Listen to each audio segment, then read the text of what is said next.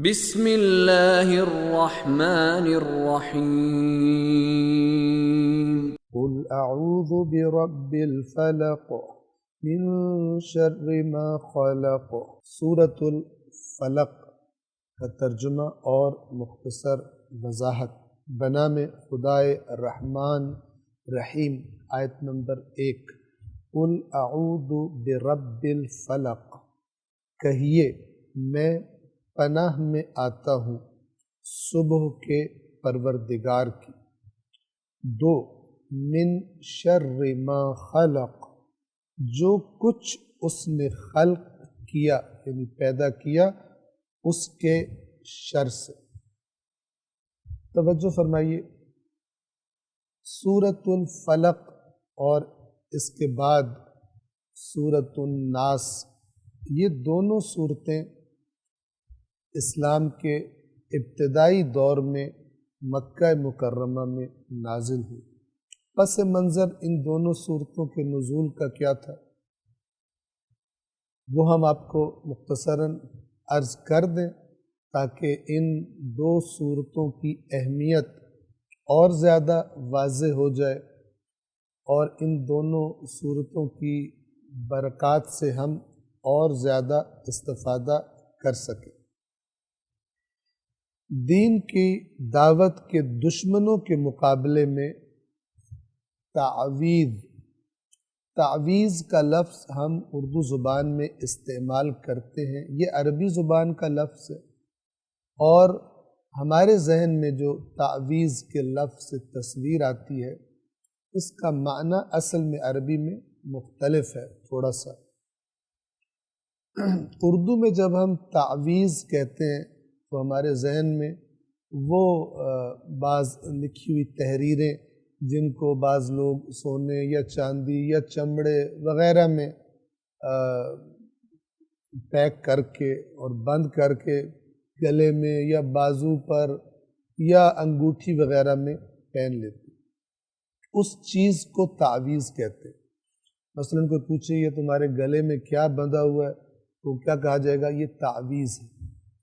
لیکن تعویذ کا عربی زبان میں معنی ہے پناہ میں دینا، پناہ میں دینا، یعنی ایسی چیز جس کے ذریعے کسی کو کسی کی پناہ میں دے دیا جائے تاکہ وہ محفوظ رہے، پس تعویذ پناہ میں دینا۔ تو یہ دو صورتیں تعویذ کے بارے میں ہیں، یعنی اپنے آپ کو اللہ کی پناہ میں دے دینا بہت اہم ہے۔ آج کل ہمارے معاشرے میں دشمنوں سے بچنے کے لیے اور فلان سے بچنے کے لیے پتہ نہیں کیا کیا خرافات مشہور ہیں جس میں بہت سارے لوگ مبتلا ہو جاتے ہیں، بڑی بڑی الٹی سیدھی حرکتیں کرتے ہیں کہ جی ہمارے بڑے دشمن ہیں اور ہم پر یوں جادو ہو گیا ہے اور ہم یہ تعویذ کر رہے ہیں اور یہ گنڈے کر رہے ہیں۔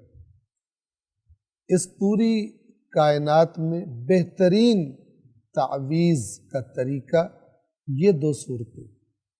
کیوں؟ آپ توجہ فرمائیں، واضح ہو جائے گی۔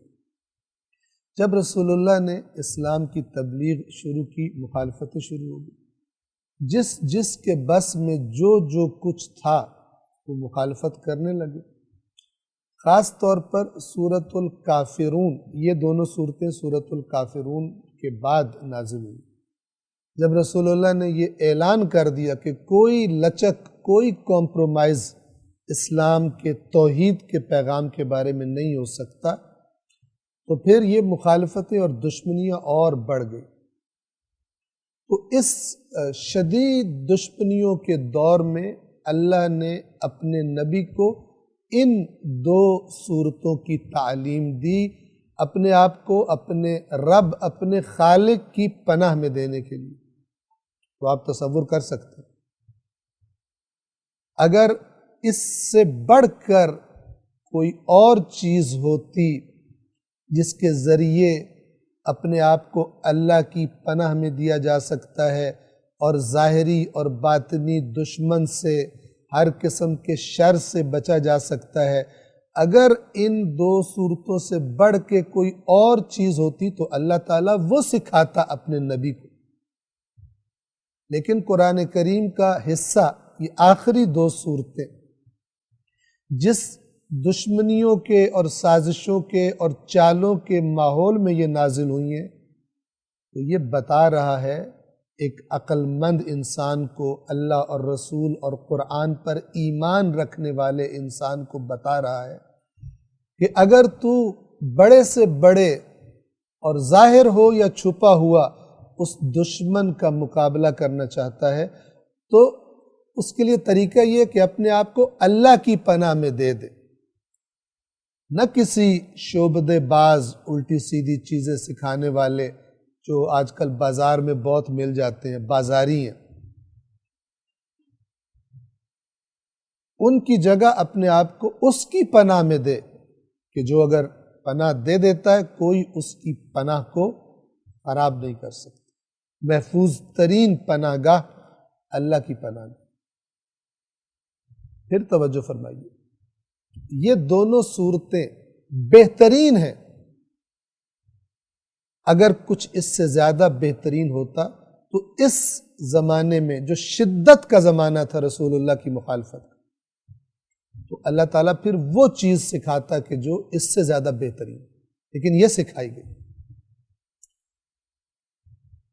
بس دین کی دعوت کے دشمنوں کے مقابلے میں تعویذ کا طریقہ سکھایا گیا ہے سورۃ الفلق اور سورۃ الناس میں۔ تعویذ یعنی اللہ کی پناہ میں خود کو دینے کا یا اللہ سے اس کی پناہ طلب کرنے کا طریقہ سکھایا گیا۔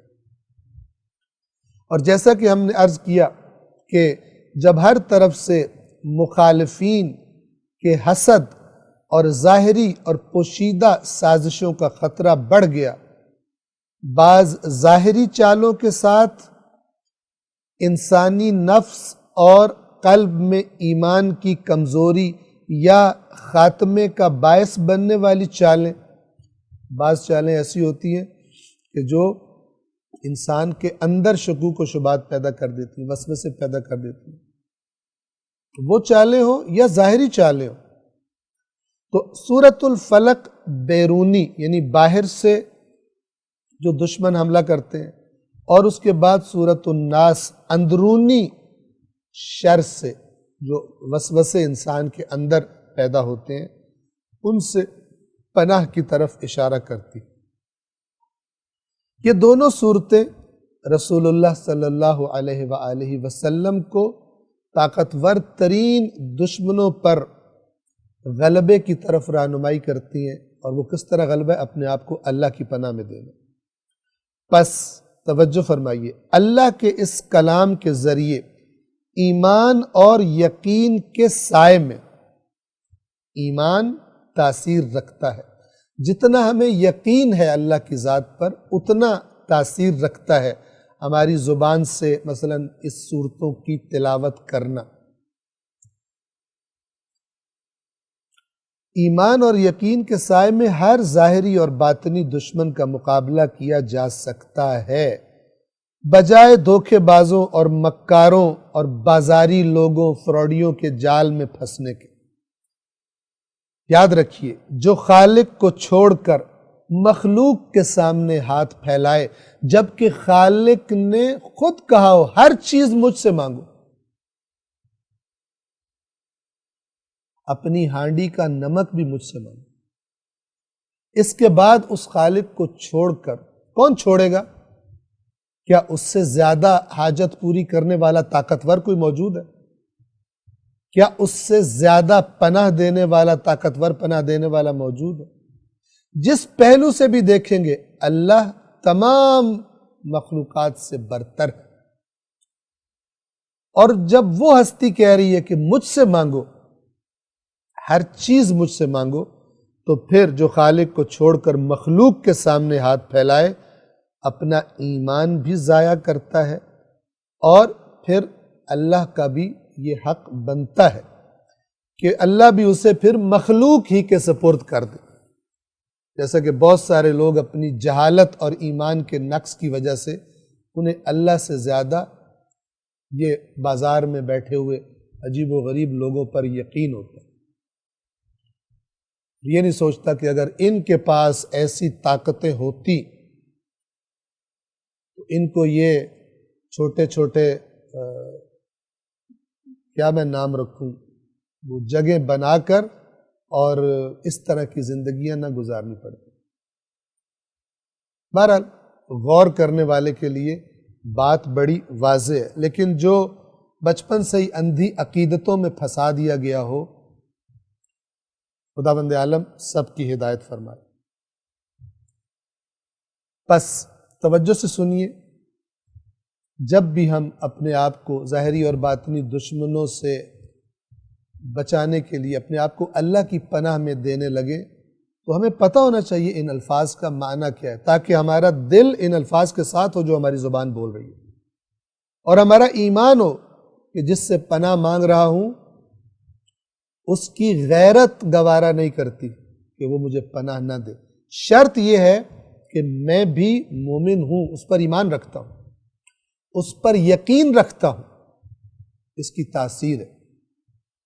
لیکن جتنا یہ ایمان اور یقین ناقص ہوگا اتنی تاثیر بھی کم ہوگی، اس لیے کہ انسان کو جب یقین ہی نہیں ہوگا کہ خدا مجھے پناہ دے گا بھی یا نہیں دے گا، تو پھر جیسا اللہ کے بارے میں ہم گمان کریں گے، ہمارے گمان ہی کے مطابق اللہ کی طرف سے رد عمل بھی آئے۔ اللہ العلی العظیم۔